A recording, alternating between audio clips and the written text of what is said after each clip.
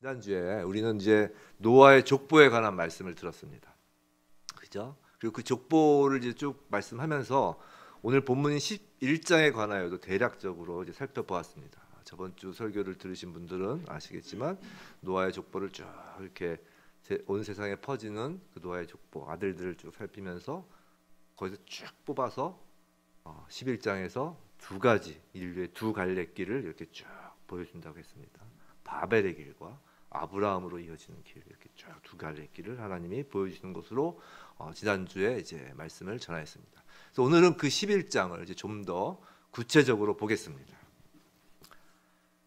1절입니다. 우리 성경을 다 펼치시고 이제 하나하나 이제 따라가면서 보겠습니다. 온 땅의 언어가 하나요, 말이 하나였더라. 온 땅은 온 세상 전 인류를 의미합니다. 당시의 인류는 언어와 말이 하나였다라는 것이에요.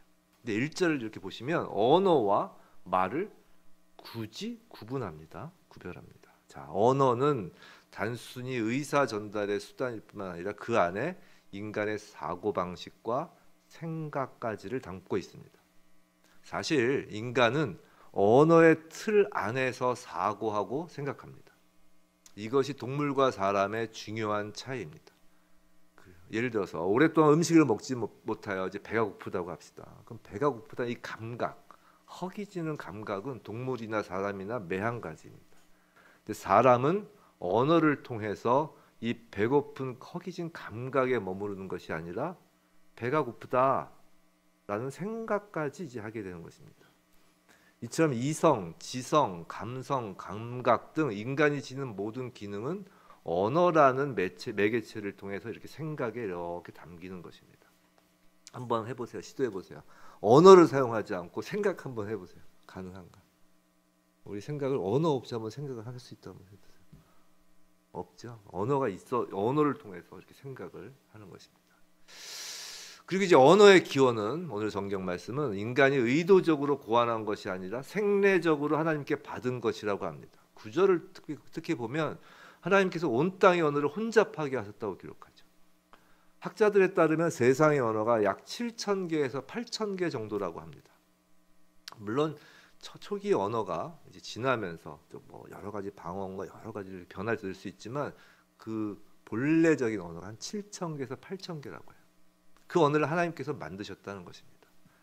글자는 이 주어진 언어를 표현하기 위하여 사람이 고안할 수 있지만 언어 자체는 하나님이 창조하신 것입니다.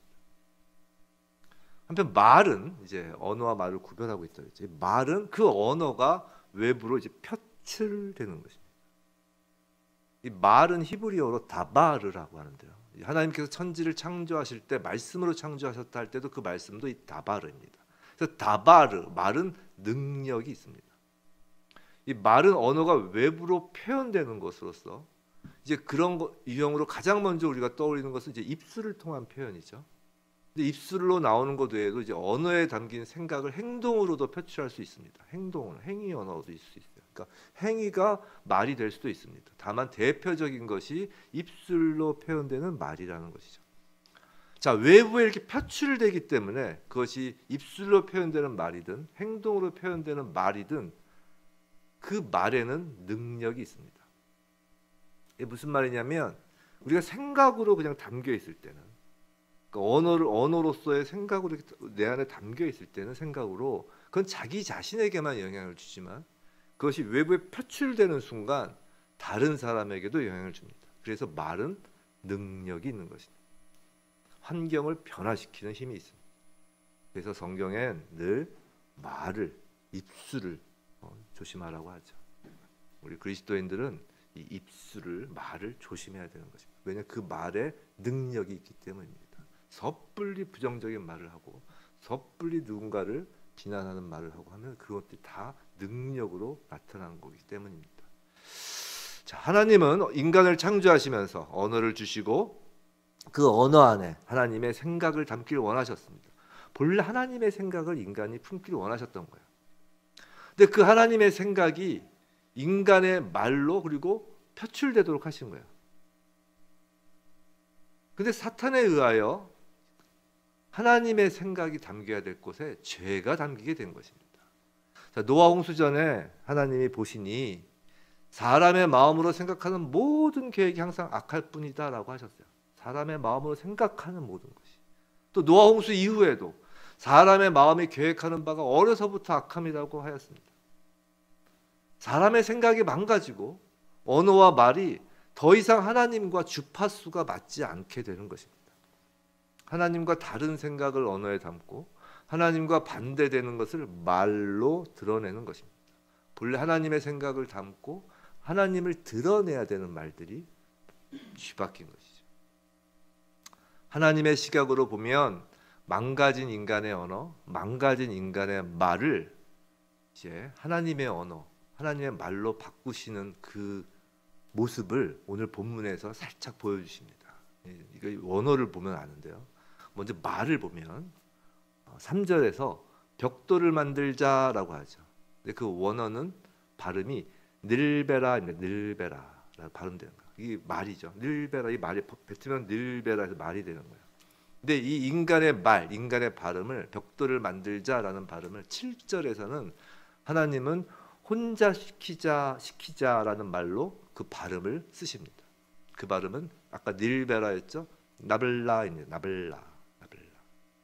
하나님의 발음을 바꾸시면서 가는 거예요. 이런 거예요. 3절에서 사람들은 하나님을 대적하는 생각을 언어에 담고 그 언어를 서로 말로써 표출합니다. 닐베라, 벽돌을 만들자라고 말입니다. 근데 그 닐베라라고 표출된 말을 하나님은 하나님의 생각이 담긴 언어로서 달리 표출하도록 말하십니다. 나블라, 혼자 지키자라고 말입니다. 이렇게 성경에서 그 발음을 가지고 이렇게 어휘를 쓰고 있는 거예요. 말에 담긴 인간의 죄성을 성경은 보여주고자 하는 것입니다. 언어도 바꾸십니다. 바벨, 이제 바벨. 이 바벨이란 언어가 담고 있는 인간의 생각, 이 바벨이란 단어에 담기는 인간의 생각을 하나님의 생각으로 바꾸시는데요. 이 바벨탑 이야기와 비슷한 이야기가 바벨론 지역의 그 수메르에 있습니다. 지구라트 잘 아시죠? 수메르에 있는데 그 바벨론 언어로 바벨이란 뜻은 신의 문이란 뜻입니다. 신의 문. 그러나 성경에서는 바벨이란 단어가 문이 아니고 혼돈이란 의미로 사용됩니다. 즉 바벨이란 언어의 사람들은 신의 문이라는 생각을 담았지만 하나님은 바벨이란 언어 안에 혼돈이란 하나님의 생각을 담으시는 것입니다. 여기까지 좀 어렵죠? 졸지 마시고 이제 진짜 좀 쉬워집니다. 왜 이렇게 언어와 말을 많이 오늘 앞에서 서두에서 꺼내는지 이제 나중에 가면 아실 것입니다. 자, 온 세상이 언어와 말이 하나였습니다. 근데 그 언어와 말은 더 이상 하나님의 뜻을 담지 않습니다. 하나님의 뜻과 반대되는 그 인간의 생각은 동방으로 가는 것에서 시작됩니다. 2절이죠. 이에 그들이 동방으로 옮기다가 라고 합니다. 그래서 옮기다 라고 번역된 원어는 기둥과 말뚝을 뽑아 장막을 이동한다는 의미입니다. 모든 인류가 장막을 걷어서 동쪽으로 이동하는 것입니다. 근데 성경에서 동쪽으로 간다는 것은 하나님이 계시던 그 에덴을 등지고 해가 뜨는 곳인 동쪽 방향으로 하나님으로부터 멀어져 간다는 의미입니다. 해를 향해서 간다는 거예요. 하나님을 등지고. 아담도 그러했습니다. 에덴 동편으로 갔죠. 가인도 그러했습니다. 동편으로 갑니다. 근데 인간들이 동방으로 옮겨 이동하는 이유가 2절에서 연이어서 나와요. 2절 후단을 보면 신할 평지를 만나라고 합니다. 그래서 만나라고 번역된 히브리어는 마차라는 단어인데요. 그래서 이건 그냥 우연히 만나는 것이 아닙니다. 이 히브리어의 단어의 의미는 찾으려고 노력하는 것, 그리고 찾아낸 것에 또 만족하는 것까지를 포괄적으로 의미하는 단어입니다. 즉 이런 겁니다.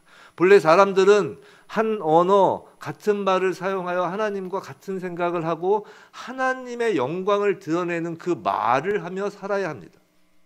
더욱이 홍수 심판에서 하나님의 은혜를 입은 노아의 후손들이기에 더욱 그러해야 했습니다.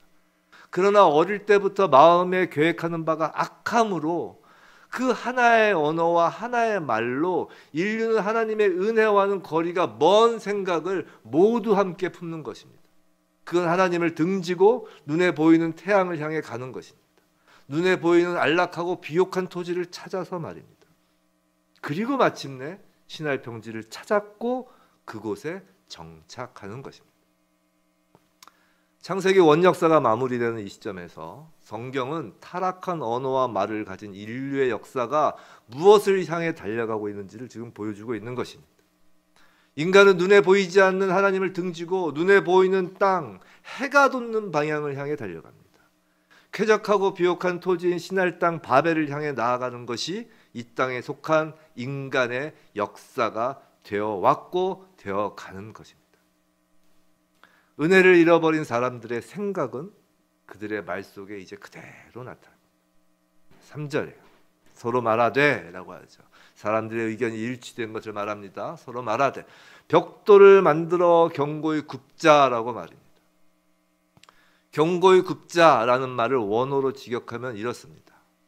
불태우기 위하여 계속 불사르자라는 말이에요. 이 원어에 따라 그걸 경고히 굽자라고 번역한 거예요. 계속 불사르면 경고히 굳어지니까요, 벽돌이. 근데 불태우기 위하여 계속 불사르자는 거예요. 뜨거운 불로 계속 굽는 것입니다. 그리고 역청을 만듭니다. 역청이란 말은 원어는 끓이다라는 동사에서 유래한 단어입니다. 이 또한 강한 불로 접착력이 높은 물질을 만들어내는 것입니다. 근데 단지 벽돌과 역청이라고만 하지 않고 성경 한번 보세요. 뭐라고 되어 있죠? 3절에 그냥 벽돌하고 역청이 아니에요. 벽돌로 뭐를 대신하여? 돌을 대신하여. 역청으로 뭐를 대신하여? 진흙을 대신하여. 대신한다고 합니다. 그냥 벽돌 역청이라고 해도 될 것인데 굳이 이렇게 표현을 하죠. 이건 하나님의 창조 세계, 하나님이 거저 은혜로 주신 피조 세계인 돌과 진흙에 만족하는 것이 아니라 이것들을 대신하여 인간이 불을 피워 하나님의 은혜를 인위적인 벽돌과 역청으로 대체하자고 하는 것입니다. 그런데 불태우기 위해 계속 불사르자라는 이 인간의 생각과 그 말은 그대로 바벨 위에 임할 하나님의 두 번째 심판으로 되돌아오게 되는 것입니다. 불로 세운 바벨 제국은 불로 심판받을 것이고 그것이 이 세상을 향한 하나님의 마지막 심판이 될 것이기 때문입니다.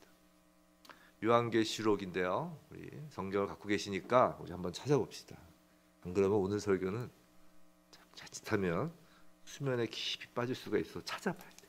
신약 417면을 펴시겠습니다. 요한계시록 18장 8절, 9절, 10절이에요. 신약 417면. 요한계시록은 성경 맨 마지막에 있는 책입니다. 신약 맨 마지막입니다.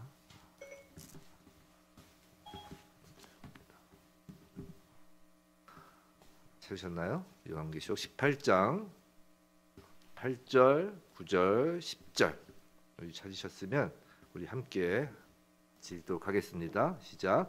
그러므로 하루 동안에 그 재앙들이 이르리니 곧 사망과 애통함과 흉년이라. 그가 또한 불에 살라지리니 그를 심판하시는 주 하나님은 강하신 자이심이라. 그와 함께 음행하고 사치하던 땅의 왕들이 그가 불타는 연기를 보고 위하여 울고 가슴을 치며 그의 고통을 무서워하여 멀리 서서 이르되 화 있도다 화 있도다 큰 성 견고한 성 바벨론이여 한 시간에 내 심판이 이르렀다 하리로다. 이게 불로 심판받는 바벨론의 모습입니다. 또 바로 오른쪽 계시록 20장 14절을 가시면 420면이에요. 한번 보시겠습니다. 계시록 20장 14절 15절 한번 읽어볼까요? 시작. 사망과 음부도 불못에 던져지니 이것은 둘째 사망 곧 불못이라. 누구든지 생명책에 기록되지 못한 자는 불못에 던져지더라. 벽돌을 구웠던 불로 바벨론은 심판을 받고 역청을 만들었던 불못에 생명책에 기록되지 못하는 사람들이 던져지는 것입니다. 하나님의 은혜를 등지고 태양을 향하는 사람들은 태양처럼 강렬한 불로 하나님의 은혜를 대신하려고 하다가 결국 그 불로 멸망당하는 것입니다. 하나님의 은혜를 대신하여 벽돌과 역청을 만든 인간들은 계속하여 말을 합니다. 4절 또 말하되 또 이들은 사람들은 말을 하는 거예요. 근데 4절을 보시면 중간에 보면 우리 이름을 내고라고 있습니다. 자, 우리가 이 4절을 통하여 이 바벨탑의 의미를 우리는 익히 들어 알고 있습니다. 우리 이름을 내고란 말 속에서 우리는 교만을 쉽게 발견하죠. 그리고 인간의 교만이야말로 가장 중한 죄라고 우리는 알고 있습니다. 또 지면의 흩어짐을 면하자라고 합니다. 여기서 우리는 생육하고 번성하여 땅에 충만하라는 하나님의 축복이자 명령에 대한 불순종의 모습을 발견합니다. 교만과 불순종 확실히 죄입니다. 그리고 바벨 사건을 통하여 그 죄에 빠진 인간의 모습을 보여주는 것도 맞습니다. 근데 오늘 바벨 사건은 단순히 그 정도에 그치는 것이 아닙니다. 오늘은 교만과 불순종을 바벨 사건을 통해 말씀드리려는 것이 아니라는 것입니다. 그게 틀렸다는 게 아니라 그 얘기를 하겠다는 게 아닙니다. 자, 바벨 사건은 창세기 원역사 1장부터 나온 그 창세기 원역사, 그 중에서 특히 3장부터 시작된 그 인간의 죄상들이 쭉 나오죠. 타락 이후의 인간의 죄상들이. 근데 그 중에 가장 마지막 장면이에요. 마지막 장면이라는 건 뭐냐면 이제 두 번째 심판, 마지막 심판 때까지 이어질 인류의 그 역사 가운데 펼쳐질 죄의 모습, 가장 중대한 죄의 모습을 오늘 이 바벨 사건 한 장면에 담고 있다는 거예요. 지금까지 창세기 원역사를 쭉 보면 한 가지 의문점이 듭니다. 자, 성경에서 하나님께서 인간이 저지르는 죄 중 가장 으뜸으로 꼽는 죄가 무엇인가요? 가장 으뜸. 다 아시죠? 가장 으뜸이 뭐예요? 우상숭배. 그렇죠? 누가 뭐라 해도 이건 우상숭배예요. 십계명에서도 제일 계명이 우상숭배. 가나안 땅에 들어갈 때 이스라엘 백성에게 가장 경고했던 게 그래요. 우상숭배. 누가 뭐라고 해도 하나님께서 가장 싫어하시는 죄, 으뜸으로 꼽는 것이 우상숭배입니다. 그런데 의문점이 드는 게 뱀이 여자를 유혹하여 인간으로 하여금 죄를 짓게 한 그 창세기 3장 장면부터 창세기 10장까지 오는 동안 인간들의 여러 죄상이 드러나지만 딱히 이것이야말로 우상숭배다 라고 꼭 집어서 보여주는 장면이 없었다는 거예요. 그렇지 않아요? 선악을 알게 한 나무의 열매를 먹은 것? 이렇게 해석을 통해서 어떤 그런 걸 통해서 이렇게 갈 수는 있지만 가인이 아벨을 죽인 거? 이상해요. 뭔가. 그러니까 딱히 우상숭배다는 걸 보여주는 장면이 없었어요. 제가 볼 땐 그랬어요. 근데 원역사에서 마지막으로 언급되는 인간의 죄인 바벨 장면에서 이것이 바로 우상숭배다라고 하나님께서 가장 싫어하시는 우상숭배가 무엇인지를 성경은 우리에게 생생하게 보여주는 것입니다. 4절에서 탑 꼭대기를 하늘에 닿게 하여라고 합니다. 왜 이 말을 썼을까? 이 말은 물리적으로 하늘에 닿는다는 의미가 아닙니다. 그 당시 사람들이 바보입니까? 정말 탑을 팍 쌓으면 하늘에 닿을 거라고 생각을 했겠어요? 물리적으로 하늘을 뚫고 가봐야 끝없이 펼쳐지는 우주만 있을 뿐입니다. 하늘이란 단어는 동서고금을 막론하고 신이 사는 곳을 상징하는 단어입니다. 하늘에 닿는다는 것은 종교적, 신앙적인 생각을 담은 언어임이 틀림없습니다. 탑 꼭대기를 하늘에 닿게 하여라는 말은 눈에 보이는 탑을 쌓아서 눈에 보이지 않는 신의 영역과 접촉하겠다는 것입니다. 이것이 우상숭배입니다. 좀 더 살펴보겠습니다. 4절에서 성읍과 탑을 건설하여라고 하는데 먼저 성읍을 건설한다고 합니다. 우리는 보통 바벨 탑만 생각하지만 사실 바벨 시티가 중요합니다. 바벨 시티죠. 아까 살펴본 그 요한계시록에서 마지막 심판을 받는 것도 바벨성, 바벨 시티입니다. 근데 바벨 성과는 반대로 하나님의 도성이 또 있습니다. 다름 아닌 예루살렘 성입니다. 요한계시록에서는 이 땅의 바벨성이 불로 심판을 받는 장면이 끝나면 곧이어 새 예루살렘 도성에 관한 말씀이 21장, 계시록 21장에 나옵니다. 찾아보진 않겠고요. 요한계시록 21장 27절에서는 그 새 예루살렘 성에는 오직 어린 양의 생명책에 기록된 자들만 들어간다고 말씀하고 있습니다. 둘 중에 하나예요. 생명책에 기록돼서 새 예루살렘 성으로 들어가는 자들이거나 아니면 생명책에 기록되지 못한 자, 아까 어떻게 된다고 그랬죠? 불못에 던져진다고 그랬어요. 바벨성과 예루살렘 성, 과연 어디 힘이 있느냐의 문제는 분명히 영적인 것이고 신앙적인 문제이며 살고 죽는 문제인 것입니다. 4절을 좀 더 보겠습니다. 자, 우리의 이름을 내고라고 번역된 부분의 원어를 직역하면 이게 그 뉘앙스가 우리가 알던 것과는 좀 다릅니다. 이게 교만과 무관하다는 건 아닌데 그냥 교만 뭐 곳곳이 세고 이거와는 좀 뉘앙스가 달라. 이걸 직역하면 원어를 직역하면 이런 거예요. 그리고 우리는 우리를 위하여 한 이름을 만들자입니다. 좀 다르죠. 우리는 우리를 위하여 한 이름을 만들자. 자, 지금까지 좀 정리해 볼게요. 지금 사람들은 하나님을 등지고도 잘 살 수 있는 비옥한 토지를 찾아서 신할 땅 바벨에 도착합니다.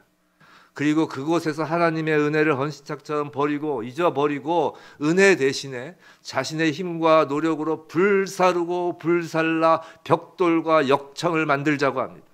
그리고 불로 구운 벽돌과 역청으로 하나님의 도성과는 반대되는 바벨시티를 건설합니다.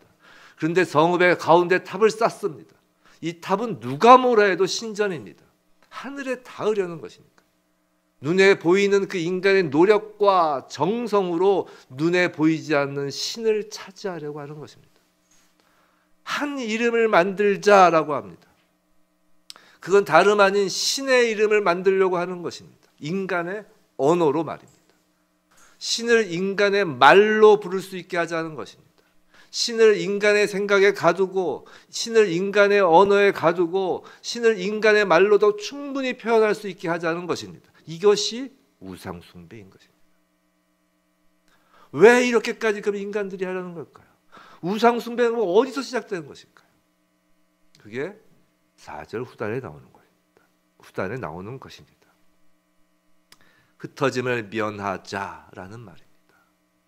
이 말엔 분명 인간의 두려움이 담겨 있습니다. 그래서 흩어짐의 원어는 산산조각나다라는 의미예요. 산산조각나다. 사람들은 하나님을 무서워하는 것입니다. 단순히 이곳저곳으로 흩어지는 것 정도가 아니라 노아 홍수와 같이 인류가 산산조각 멸하여지는 것이 두려운 것입니다. 성도 여러분, 이제 창세기 원역사가 거의 끝나갑니다. 근데 창세기 시작부터 지금까지 이 강대상에서 계속 강조한 것이 있습니다. 하나님이 강조하고자 하시는 것이 있습니다.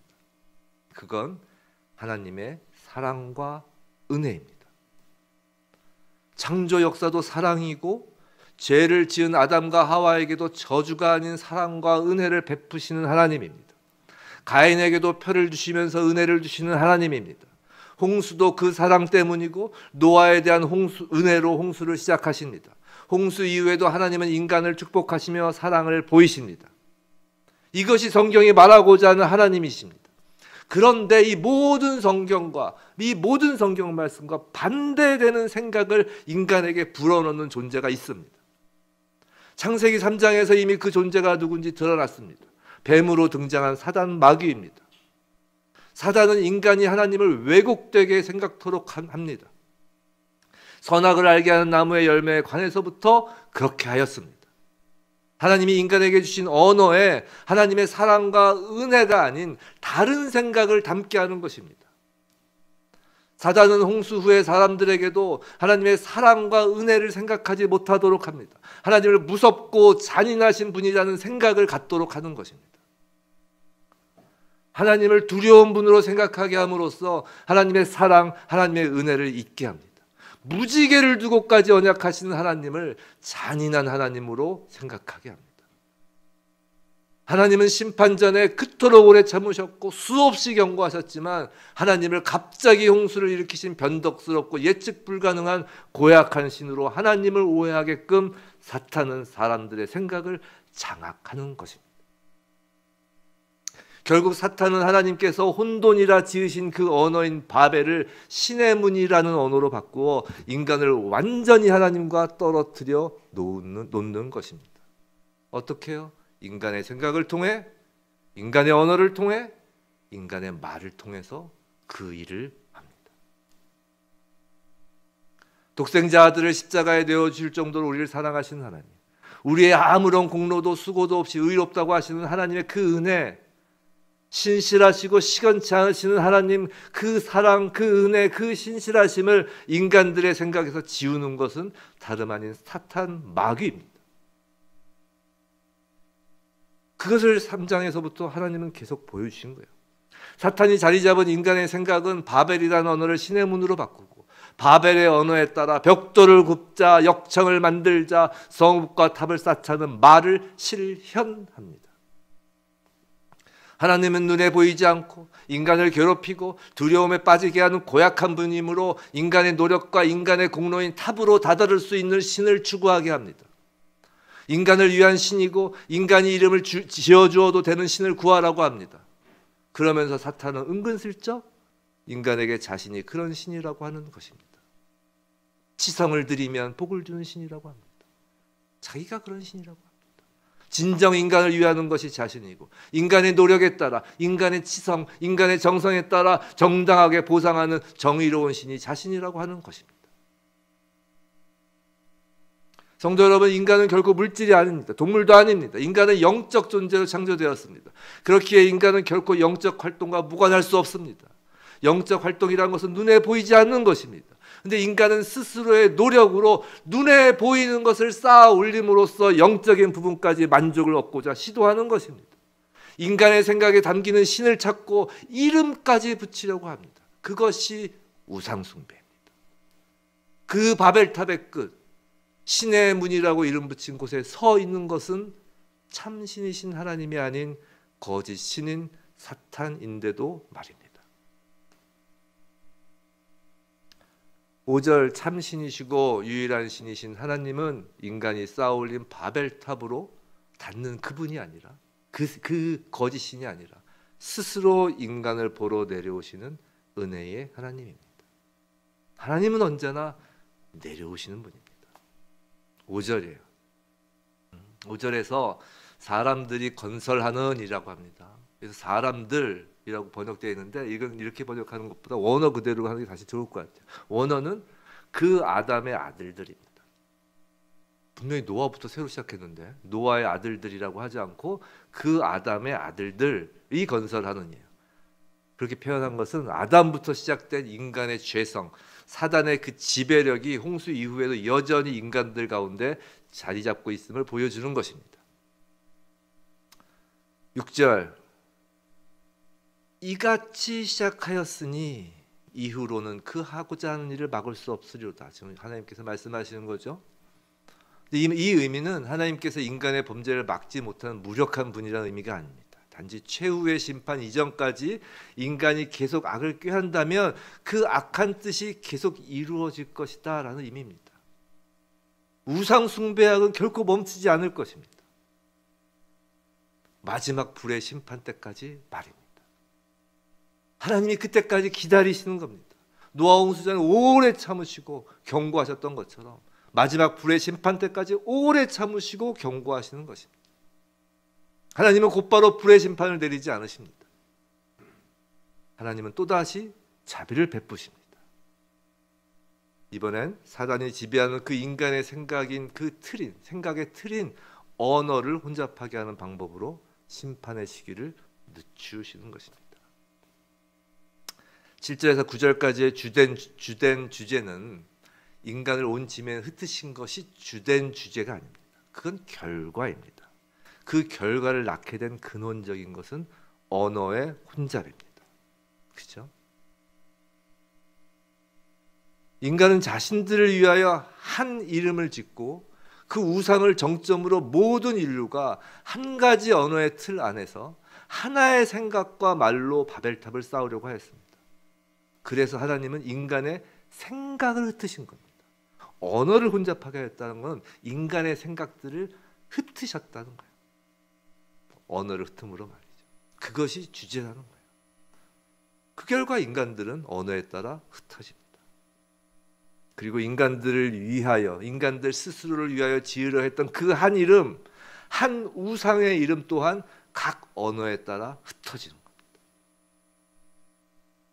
사탄은 온 세상에서, 전 인류에서 인류를 대상으로 이름이 없으신 하나님을 대신하여 인간의 말로 지어진 사탄 자신의 이름만을 드러낼 계획이었는데 그것이 무산되는 순간입니다. 각 지방, 각 언어로 사탄의 이름은 갈갈이 찢어지게 된 것입니다. 그리고 하나님은 하나님의 언어로 생각하고 하나님의 말로 표출되는 오직 하나의 이름을 이 땅에 주시기 위한 족보를 세우십니다. 그것이 본문 10절부터 26절까지에 나오는 셈의 족보입니다. 근데 셈의 족보를 가만히 보면 그 형식이 5장에서 이전에 보았던 그 아담의 족보와 좀 비슷합니다. 그죠? 반개 형제들을 다 제외하고 아브라함까지 이어지는, 오늘 본문에 나온 그 아브라함은 아브라함의 계명 전이죠. 그 아브라함까지 이어지는 그 한 명씩만 쭉 이름이 기록되어 있어요. 그리고 자녀를 낳은 나이를 기록하고 또 살아있던 기간을 기록합니다. 다만 아담의 족보는 낳고 죽었더라라고 기록하지만 여기서는 낳고 또 언제까지 낳았더라 해서 낳고 낳았으며라고 이제 생명의 탄생만을 계속 기록합니다. 왜냐하면 이 족보는 생명의 족보라는 것을 지금 강조하기 위해서입니다. 아브라함에서부터 예수까지 이어지는 족보이며 이것은 생명의 근원을 향한 족보이기 때문입니다. 그래서 낳고만 표현하는 것입니다. 근데 족보 속 사람들의 나이가 또 구체적으로 기록됐어요. 이건 이를 통해 우리에게 뭔가를 알려주고자 하는 메시지가 있다는 것이죠. 간략하게 결론만 말씀드리겠습니다. 제가 다 알 수는 없지만 계산을 해보니까 결론적으로 몇 개만 말씀드릴게요. 자, 하나님의 은혜가 누구에게 임했습니까? 홍수전 노아입니다. 그리고 이 족보는 사단이 인간들로 하여금 그 은혜를 잊어버리게 하고 하나님을 무섭고 잔인한 존재로만 여기게 하는 그 인류의 역사 가운데 도도히 흐르는 하나님의 은혜를 보여주는 은혜를 잇는 족보입니다. 족보는 아브라함까지 이어집니다. 은혜는 처음에 누구한테 임했다고요? 노아요. 근데 아브라함이 태어났을 때까지도 노아는 살아있었다는 거예요.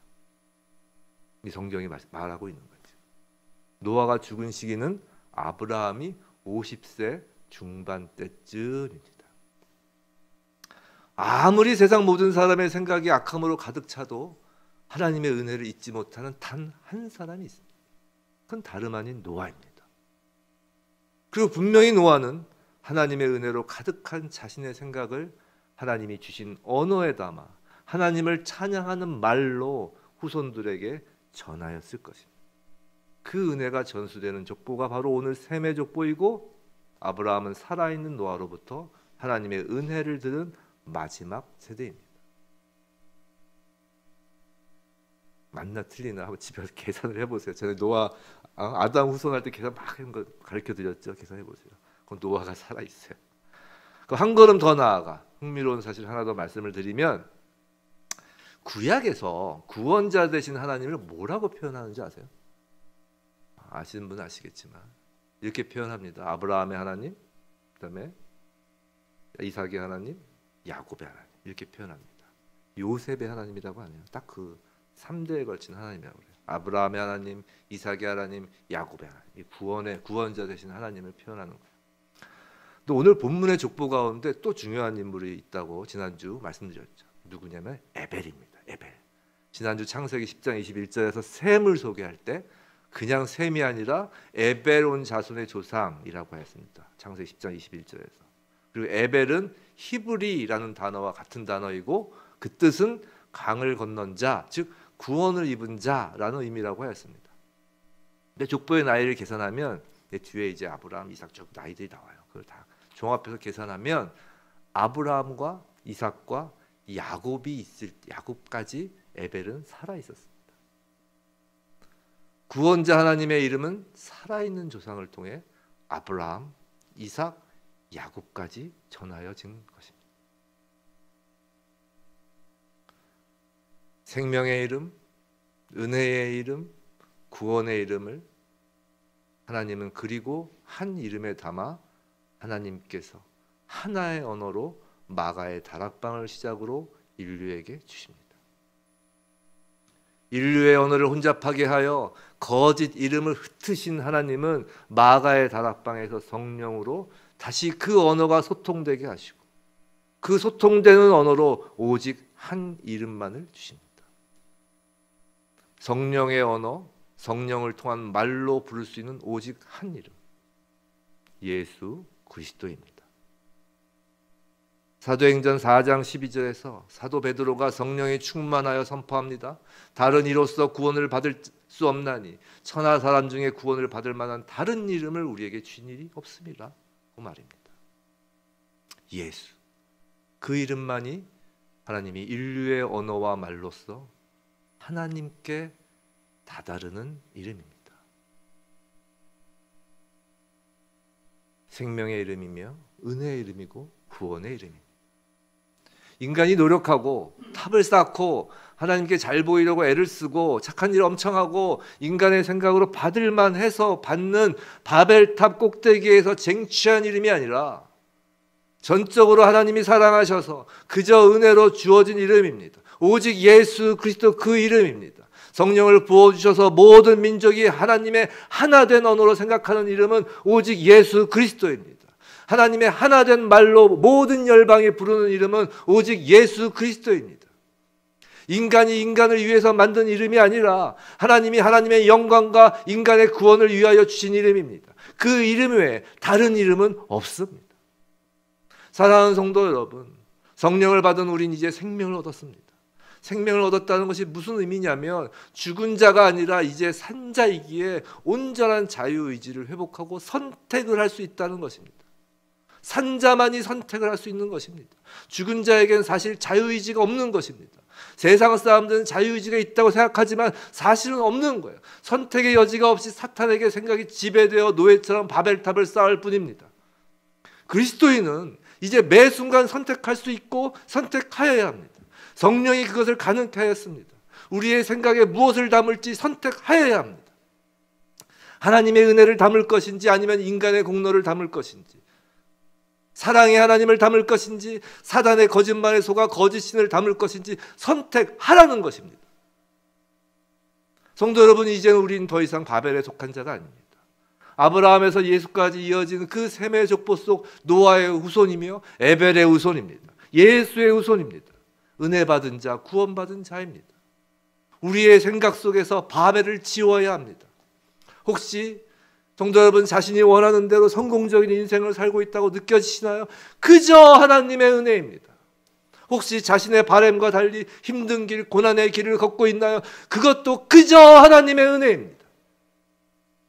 성도 여러분, 어떤 상황, 어떤 처지에 있든지 하나님의 은혜를 잊어버리고 동쪽으로 떠나지 않기를 간절히 구합니다. 우리의 생각을, 우리의 언어를, 우리의 말을 온전히 하나님의 은혜로 채우시길 원합니다. 하나님의 사랑으로 채우시길 바랍니다. 생각이나 말이나 행동이나 우리의 모든 것을 예수 그리스도 그 이름으로 채워가길 원합니다. 요한계시록 마지막 장인 22장 3절 4절이에요. 제가 읽어드릴게요. 다시 저주가 없으며, 이게 요한계시록 마지막의 성도의 모습이에요. 다시 저주가 없으며 하나님과 그 어린 양의 보좌가 그 가운데 있으리니 그의 종들이 그를 섬기며 그의 얼굴을 볼 터이요. 어린 양이죠. 그의 얼굴을 볼. 그의 이름도 그들의 이마에 있으리라. 새하늘과 새 땅에서 영원히 예수의 이름이 우리 이마에 있는 것입니다. 이 땅에서부터 그 어린 양 예수의 이름을 우리 마음에 생기고 머릿속 생각에 채우고 말로 옮길 때 그의 이름이 우리의 이마에 있는 것입니다. 오직 예수의 이름만이 생명이고 예수의 이름만이 은혜이며 예수의 이름만이 구원입니다. 예수의 이름만이 하나님이 우리에게 주신 한 이름입니다. 그 이름만이 우리의 능력입니다. 부디 저와 여러분 모두 아침에 눈을 뜨고 잠들 때까지, 아니 잠들어 꿈속에서라도 오직 예수만 생각하고 예수만 입술로 말하는 이 땅에서 생명책에 기록된 하나님 나라의 가족으로서 살아가길 주님의 이름으로 축원합니다.